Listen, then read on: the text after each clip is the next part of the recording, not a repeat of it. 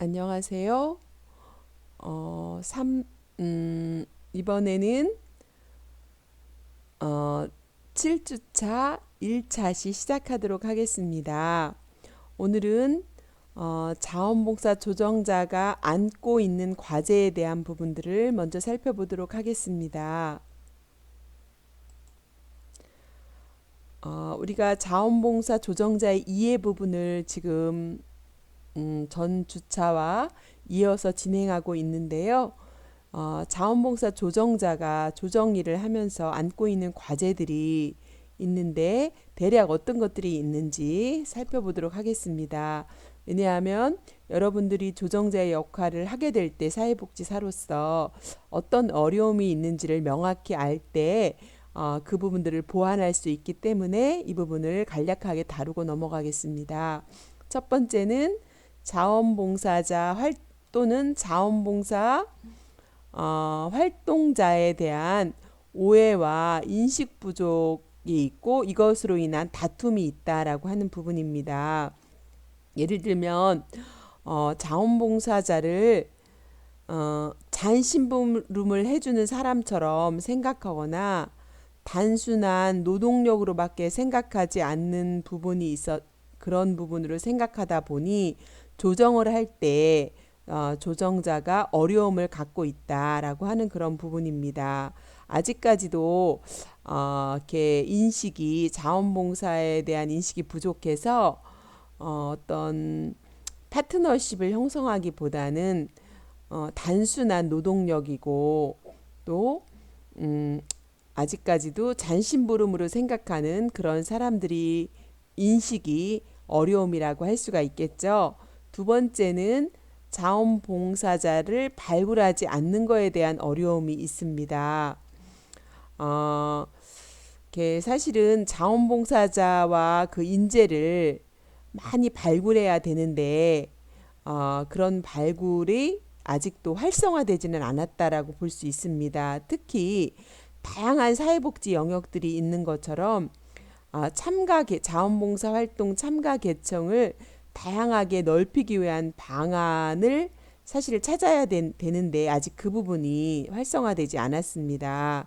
예를 들면 장애인의 욕구를 충족할 수 있는 어, 자원봉사자가 있으면 그 욕구에 맞춰서 자원봉사를 할 수 있겠고 또 정년 퇴직하시고 나이가 드셔서 자원봉사가 하시려고 하는 분도 있지만 젊은 자원봉사자가 아직 부족하다라고 하는 부분과 또 인근 지역에서 자원봉사자를 어떻게 육성하고 어느 정도 조직화하여 되어 있는지 그런 것들을 잘 모르기 때문에 지역사회 맞춤식 자원봉사자 발굴이 좀 어려운 부분이 있다라고 하는 부분이죠.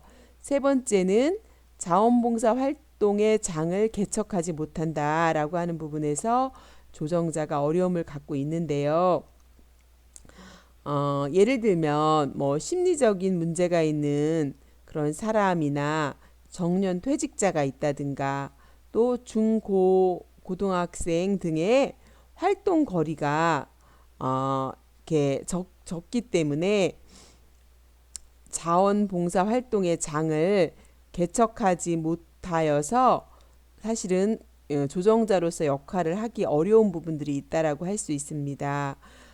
예를 들면 또 자원봉사 활동 희망자가 증가하더라도 그 희망자들을 이렇게 잘 매칭할 수 있도록 활동으로 그걸 연결하지 못하는 것도 활동의 장을 개척하지 못하고 있기 때문이다라고 할 수 있습니다. 욕구도 다양해지고 있고 연령층도 다양해지고 있는데 자원봉사를 아무리 희망한다 할지라도 적절한 곳에 개척을 하지 못하면 매칭을 하지 못하고 자원봉사 활동을 원하는 사람도 지속적으로 자원봉사를 할 수 없게 되기 때문에 조정자가 어쩌면 딜레마에 빠질 수도 있는 이런 부분이 아닐까라는 생각이 듭니다. 네 번째는 효율적인 정보 수집, 정리 제공이 힘들다라고 하는 건데요. 최신 정보를 수집하고 정리하기가 조정자로서 좀 어렵다라고 하는 부분이고요. 또 자원봉사센터의 이용자에 따라서 효과적인 정보 수집에 대한 수단이나 방법을 알지 못하는 경우에 이런 부분이 어려움을 이야기하고요.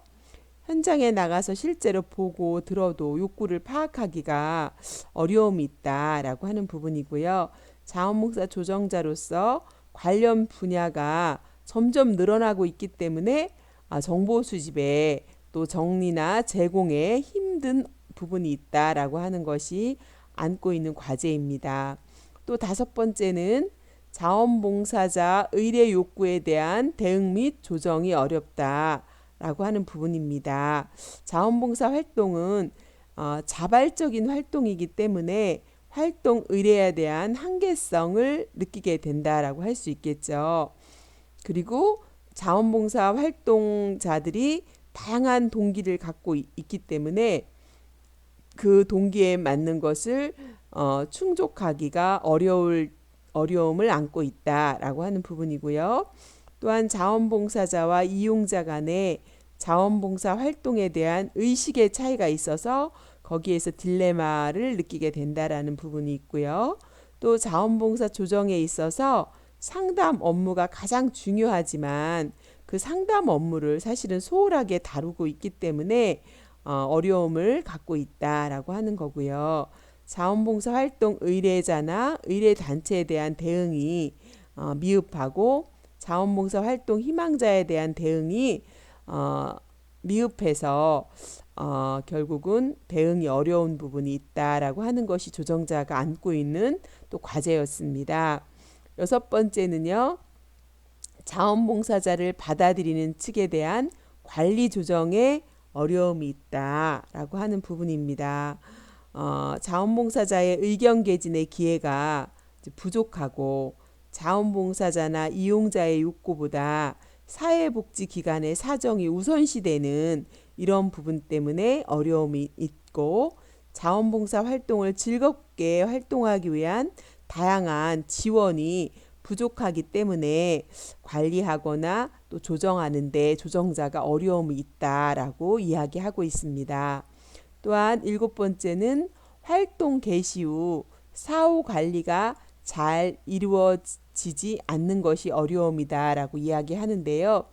조정자가 서로를 매칭을 하고 난 후 사후 관리가 잘 이루어지지 않는다는 거예요. 여러 가지 이유가 있겠지만 사실 사후 관리가 이루어질 때 지속적으로 자원봉사를 할 수 있겠는데 그런 부분이 어려움입니다. 또한 자원봉사자와 이용자 간의 자주적인 활동, 자발적인 그런 활동 강화를 위한 지원이 부족하기 때문에 사후 관리가 잘 이루어지지 않고 있다는 것이고요. 또 자원봉사자가 소진되지 않도록 하기 위한 지원이 부족하다.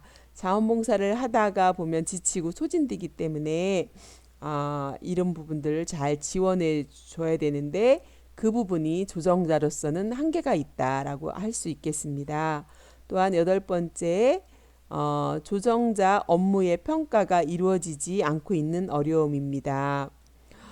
본인이 잘하고 있는지 못하고 있는지 스스로는 업무의 성과를 좀처럼 확인할 수가 없습니다. 그래서 자원봉사 조정 결과를 평가하기 위한 시스템이 있어야 되는데 아직 시스템이 없기 때문에 어려움이 있는 거고요. 또 분석하고 검토하고 연구를 할 시간이 조정자가 너무 과중한 업무로 또 겸직을 하고 있는 사람들도 많이 있기 때문에 이런 부분에 시간이 부족하다라고 하는 것이고요. 또 사회복지기관에서 자원봉사자 활용이 최선의 방안이었는지에 대한 평가가 어렵다라고 하는 부분도 하나의 요인이 되기도 합니다. 또 자신의 가치관으로 판단해 버리는 위험성이 있기 때문에 평가가 이루어지지 않고 있는 부분입니다. 객관적인 또 분석과 검토와 연구를 통해서 이런 것들이 좀 체계화돼야 되는 부분들이 있음을 이야기해주고 있습니다. 그 다음에 아홉 번째로 자원봉사 조정자의 중요성을 이해하지 못한다라고 하는 거죠.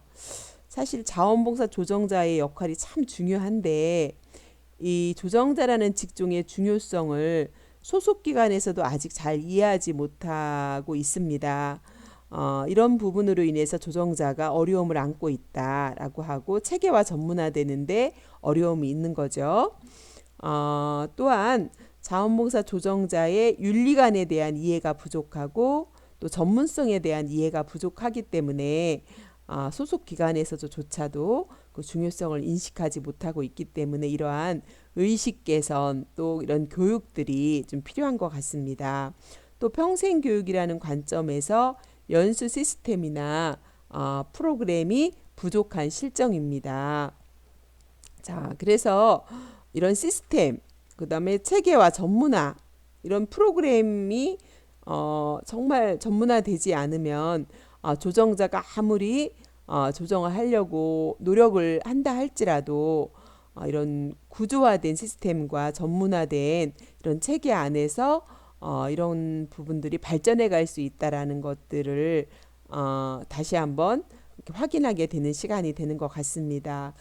자, 그렇다면 이런 안고 있는 과제들을 이제 하나하나 사회복지사인 또 이 업무에 종사하는 그런 조정자가 이런 일들을 정부에 제안하고 또 개선해 나가는 일에 힘써야 될 것 같습니다. 자, 그렇다면 자원봉사 조정자의 전문성 강화 방안들을 이제 이 문제점을 가지고 어떻게 이걸 강화해야 될 것인가 라고 하는 것을 연결해서 생각해 보시면 좋을 것 같습니다. 결국은 전문적이고 체계적인 자원봉사 조정을 해야 되는데 이런 자원봉사 조정자의 전문성 강화가 절실히 필요하다라고 하는 것을 전제로 하면서 자원봉사 조정자는 전문적인 지식과 자격이 필요하고 전문성을 높일 수 있는 전문 교육을 실시하는 것이 필요하다라고 할 수 있습니다. 그래서 1번 자원봉사 조정자의 교육 연수 강화를 해야 되는 것이 필요하게 되겠죠. 이렇게 교육과 연수 강화를 위해서는 대상별, 신입 대상, 또 경력직 대상, 이런 심화 과정 아니면 기초 과정 이렇게 대상별 코스별로 다양한 연수 체계가 갖추어져야 할 것 같습니다. 그리고 교육 방법도 다양하게 이루어질 필요가 있겠죠. 자, 그래서 이런 여러분이 자원봉사 조정자가 된다면 우리 지역의 그런 수준과 또 그런 단계들을 잘 파악해서 대상에 따라서 또 단계별로 다양한 연수 체계를 갖추어 간다면 도움이 될 것 같고요. 그 연수 대상 코스 및 내용 일본의 예가 나와 있는데 일본의 예는 한번 여러분들이 한번 눈으로 훑어보시면 될 것 같고요. 두 번째는 자원봉사 조정자의 업무 경감이다라고 하는 걸 얘기를 하겠는데요. 여러분들 지금까지 조정자에 대한 이해를 공부하시면서 조정자가 해야 될 일이 너무나 많은 걸 느끼셨을 거예요. 이렇게 많은 일을 해도 이것이 기록으로 또 어떤 실적과 통계로 이렇게 남는 것들이 별로 없잖아요. 일은 열심히 했는데 별로 이렇게 드러나는 것이 없기 때문에 주변 사람들이 조정자의 업무를 사실 잘 이해를 못하는 경우가 많이 있습니다. 그래서 이런 자원봉사 조정자의 업무 과중을 해소해야 조정자는 자원봉사 조정에 집중할 수가 있고 전문적 체계화할 수가 있기 때문에 이렇게 하기 위해서는 이제 방안들이 필요한 것 같습니다. 첫 번째 방안으로서는 자원봉사 활용 기간에서 자원봉사 조정에 대한 중요성을 인식하고 자원봉사 조정 업무를 중요한 업무로 자리매김시키는 것이 필요하겠습니다. 가능하면 전담 조정자를 주는 방안이 가장 좋은 방안이라는 생각이 듭니다. 또 기관의 사정상 견무가 불가피하다면 타 업무의 부담을 가볍게 해서 자원봉사 조정에 보다 집중할 수 있도록 해야만 전문화 체계화될 수 있는 부분이죠. 그래서 충분한 인력을 제공해 주는 것이 중요할 것 같습니다. 그리고 두 번째는 자원봉사 활동을 지속적으로 해오는 자원봉사 리더를 양성하여서 조정자의 역할을 일부 부담시키는 방안을 해주는 거죠. 그래서 자원봉사자들이 팀으로 오든 개인으로 왔을 때 그 중에서 리더자를 양성해서 그 리더자가 그 역할을 잘 할 수 있도록 그를 자원 활동가로 지도자로 양성시키는 부분들이 참 좋은 방법인 것 같습니다.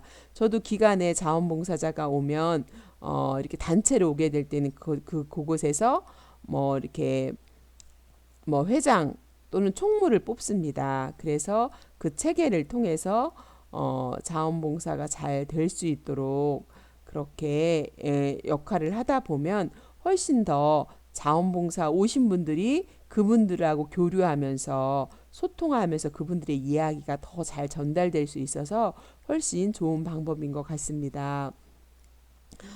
특별히 그들은 그 자원봉사자 중에서 리더를 뽑으면 자원봉사 활동을 하려는 사람들을 또 그들이 스스로 상담하고 활동하고 있는 자원봉사자에게 다양한 정보를 그들이 또 제공을 하고 자원봉사자와 자원봉사 조정자 간의 어떤 그 중간 역할을 파이프처럼 그 중간 역할을 하는 것을 볼 수가 있습니다.